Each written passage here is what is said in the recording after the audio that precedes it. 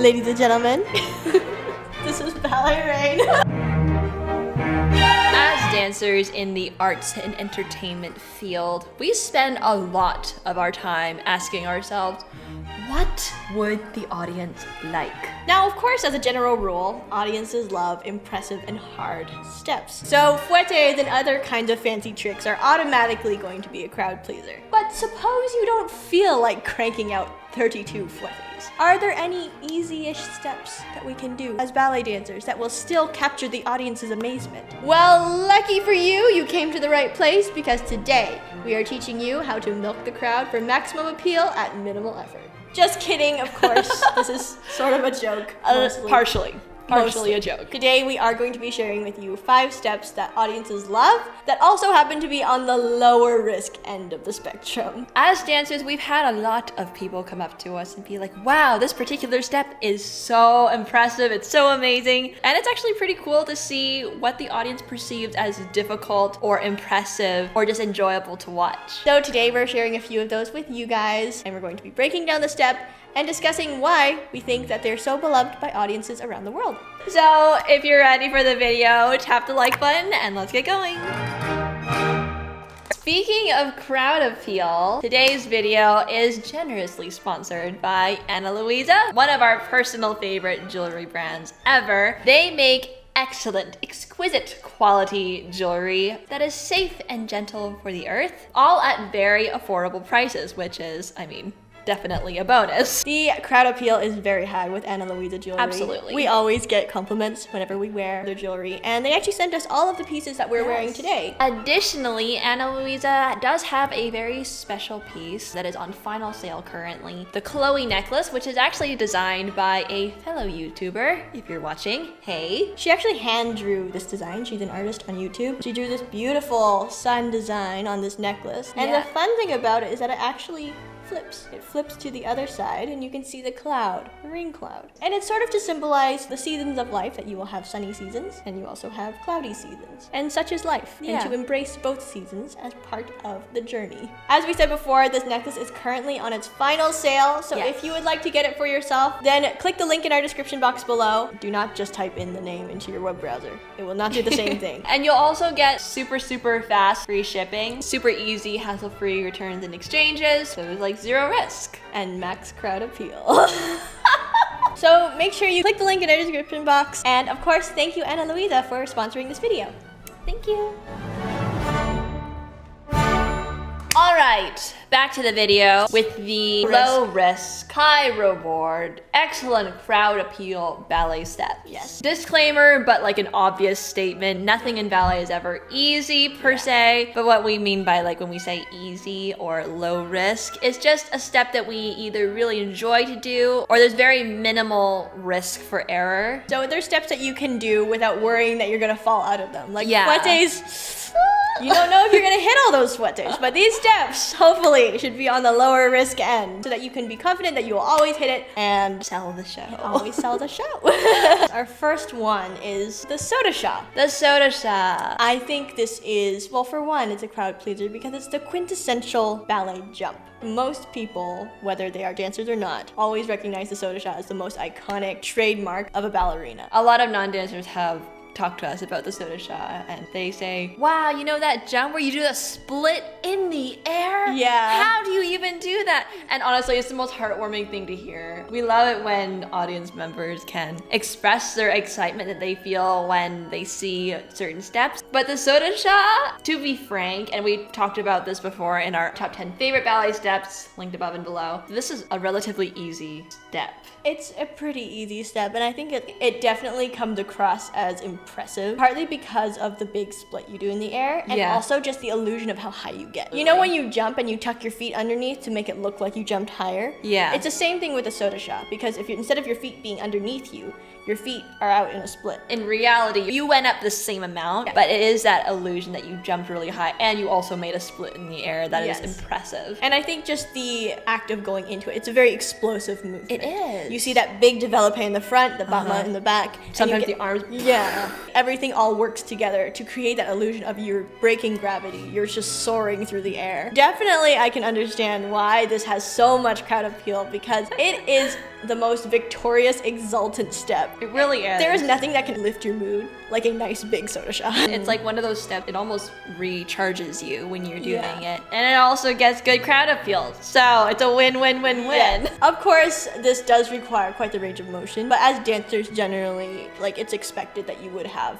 that range of motion to do the soda shot. Like a split is not even standard anymore. Nowadays, the over split is kind of standard. So to make a split in the air is relatively easy. Also with momentum. Momentum helps to achieve that split. Oh, for sure. And secretly wearing point shoes helps with that momentum. Because it's like throw that foot up and it just goes up by itself. We're not discounting the soda shot. It is definitely a difficult step. But we already said that. You never worry about falling out of a soda shot. You just, when it's time to do that diagonal soda shot across the stage, you're like, yes! Yes! Time to fly! And then you hear...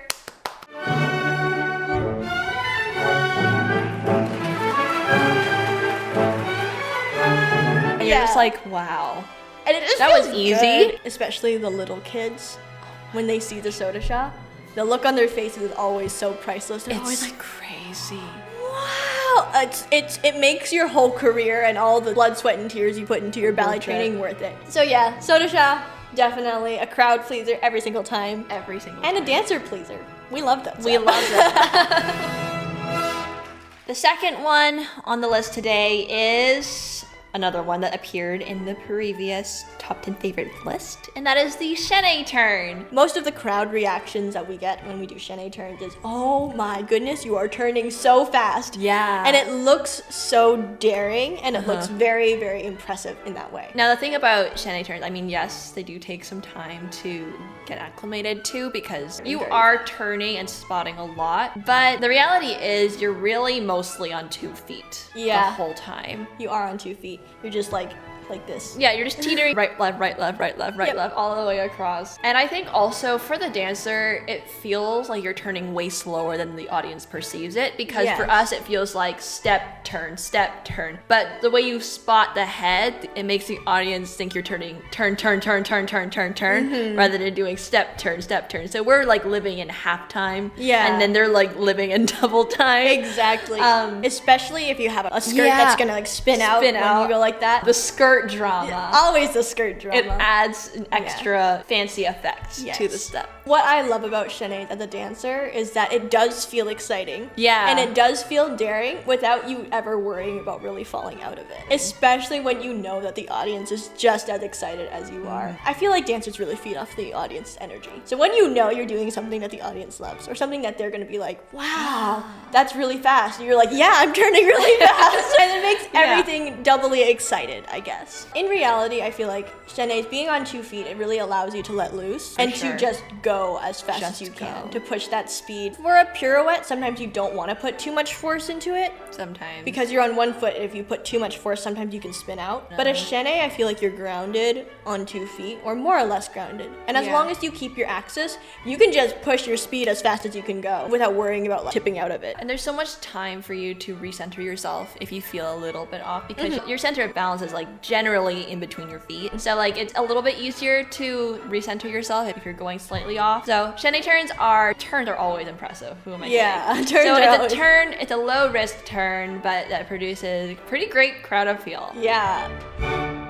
The third impressive low effort, high reward step is the, forgive our lack of terminology. The turning hop chug thing. As seen in Giselle when she's transforming into her like ghostly form. Also in the Ballet and Nikia's variations. Yes, and a few other places. And also the men do this as well, but usually in à la seconde, in a combination with à la seconde turns as well, which does make it trickier. Although if you're doing like the green/blue boy and Le Patineur, he just gets to do them consecutively. Like just hop. It produces such a great reaction from the audience every single time. And here's the thing, it is, yes, fast turns, and to up the impressiveness scale, it is on 1 leg. And oftentimes it sort of resembles the fouette turn, because fouette turns on 1 leg consecutively, and those little hop chug things is turns on 1 leg consecutively. So it has that same, like, it's like a knockoff fouette almost. A little bit. But the thing that doesn't make this step particularly difficult is the fact that you are on flat, not on releve or on point. And on top of that, your supporting leg is bent in a plie. So that honestly gives you so much added added stability. It's life-changing. It's crazy how much a difference that plie can make, because you're transferring all of your balance into like the back of your leg / your glute area instead of just like ankle. And and you have a lot more control in that position. And so making that turn with the hops is honestly a breeze. Yeah, it's much more easy than a fouette. You have so many more points where you can calibrate. The bent knee helps with that, and being on flat helps with that. Yeah. For a fouette, you have to be straight up and down, and if you're even slightly off, you can't adjust it. You're a goner. Unless you're like super strong, but then it's not guaranteed either. Yeah. But this one, there's like no risk. It's hardly at all. It's so much easier than a fouette. It's way easier than fouette. I think even easier than chaîné, to be honest. But then you hear the audience clapping. Yeah. And it just feels so fulfilling at the same time. Objectively, it is still pretty difficult. You need quite a bit of strength, you need some stability. And you also just need to be comfortable turning quickly. But other than that, And compared to a fouette, compared to fouettes, it makes you feel confident going into it that it is always going to get that crowd appeal, and you don't have to worry about falling out of it. Because going into your fouettes, you're going to get the applause, but it's like, but will I finish? will I finish it? Will I land those fouettes? That's the question. When it comes to something like this, you're like, all right, here we go, let's do it. And let's just get it out. It feels good. It's not a common step, but it is definitely really fun when we do get to do it. All right, another crowd favorite. This particular step always gets rave reviews. And that is, of course, the key tree / firebird jump. This one always makes like the header of the newspaper. Yeah. It's like the cover photo of the program. Because it is impressive step. Definitely requires a lot of range of motion and strength and coordination. But to actually execute the step, once you have achieved that, which most ballet dancers go through rigorous training to achieve that. Yeah. But once you have that range of motion, to actually execute the step is it's very fun. Even the prep, I guess. You do a little assemblée. Little assemblée or a little glissade. And you boom, go right into it. Again, the momentum of just whack. It really helps to let you use your full range of motion. You know, when you're doing something like a développé, gravity is fighting you, so you have to fight gravity on the way up. Even just to hold your leg up there, it's a fight. When it comes to the key tree / firebird jump, you're just using momentum. So once you're on your way up, boom. It's almost like it does it by itself. Yeah. The body just knows what to do. The shape assembles. Everyone goes crazy, and you just come down. It's so impressive to watch, and that's always the step. That's always the highlight of the evening. That one particular firebird jump. I think also because it has a very definitive picture moment. It's like this picture that sticks in your head, and then that's what the audience goes home with, being like completely boggled. Even as a dancer myself, if I watch another dancer do that jump, it always gets me so hyped. One thing that really warmed my heart was a video from, I don't know what year, but it was some time ago, of the key tree variation. And if you heard the audience like scream when she did the firebird jump, or the key tree jeté, I guess, they went crazy. It was like as if it was a football game, like that kind of crazy. They hardly stopped clapping until the end. Crazy crowd appeal.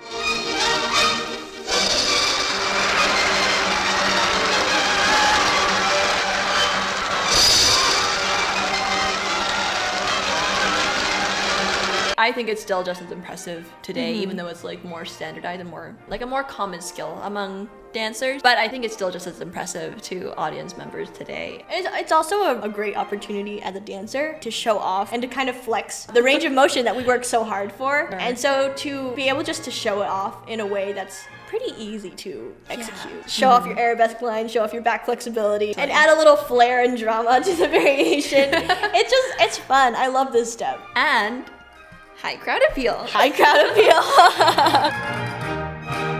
The fifth step that we're going to be talking about today is the pas de courroux. This one's one that a lot of individuals will say, you know that one where your feet flutter? This could refer to like, I guess, bourrées across the stage like Myrto does, and then also like pas de courroux like in Cupid or in the Shades variations. Pas de courroux, it's a pretty standard step. It's kind of like a staple in our ballet vocabulary. It's used quite frequently, but audiences love that effect, and I think it kind of what point work was designed to do is to make someone look like they're floating, to make it look like they're weightless, to make it look like this otherworldly supernatural effect. And that's exactly what the pas de courroux does. Like, you're running on your toes, your feet are moving super fast, you're traveling a lot, gliding across the stage, and it looks like nothing on the top. I think pretty much every single person that's ever seen a pas de courroux has always said, I love that step.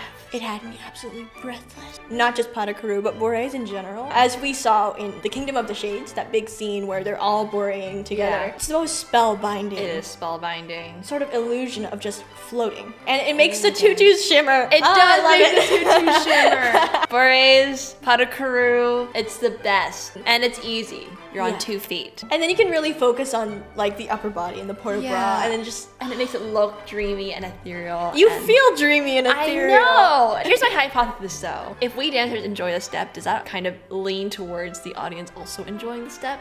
But yeah, pas de courroux. I just love that it's had that effect since the beginning. Yeah. Like that was one of the very first instances of point work was to feature that pas de courroux / bourrées because the shoes back then were obviously very different. They weren't as supportive as the ones we have today. It was an easy enough step. You just go up for a little bit and you come down, but it still has that weightless appearance, and that's what point shoes were kind of made to showcase. And it's never lost its appeal. It's never lost its appeal. Like even till today, everybody loves it. So I just love that from the very beginning of point history till now, it never lost its shimmer.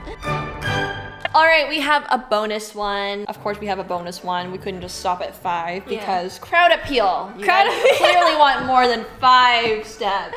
So this one is the fast consecutive passes. Yes, you can see this in Kitri.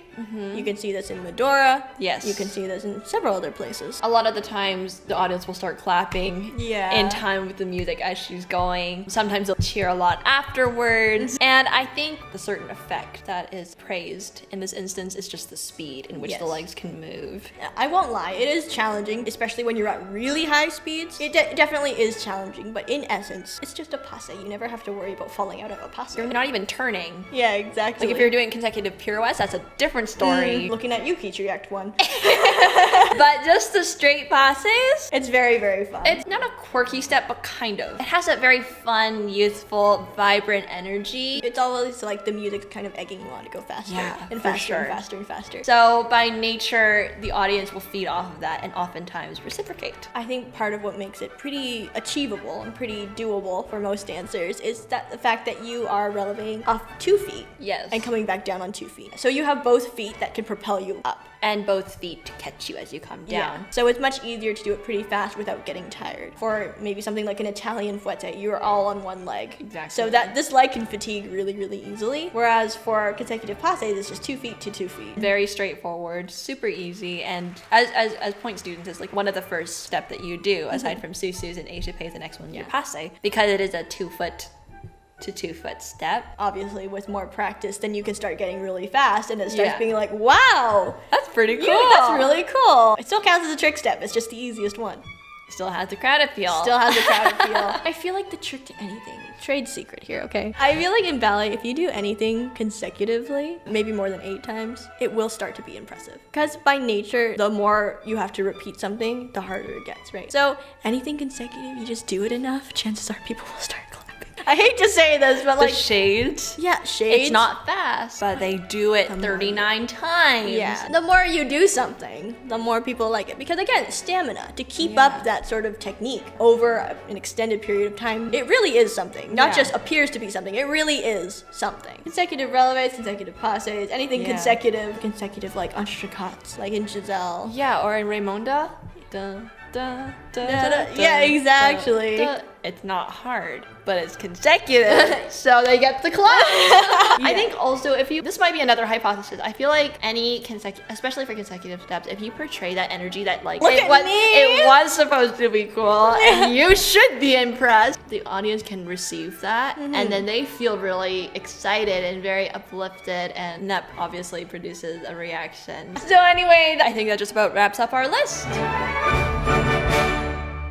There you have it, everybody. Those were the 5+1 low effort but high crowd appeal ballet steps. Now you are ready to go out there and impress your audience friends. To all our audience friends who are watching, make sure you write down below and describe in your best possible way the steps that you find the most impressive. If you don't know the proper terminology, it's okay, do your best. And to all our dancer friends, make sure you write in the comments your personal go-to trick step. I feel like the main takeaway from this video is that it doesn't really matter what the step is that you're doing. People and audiences especially go to shows not just to see steps that are just hard for the sake of being hard, but they come to your shows because they want to feel something. They want to receive something that they can take home with them. And if you can just deliver that to them, I really feel like anything could be a very crowd appealing ballet step. Right. Crowd appeal is not just a hard step. It is also the way you deliver it, the way that you perform the step. It is your artistry, the way you carry the story, the way you connect with the audience. Exactly. Of course, these are like some fun ways to deliver your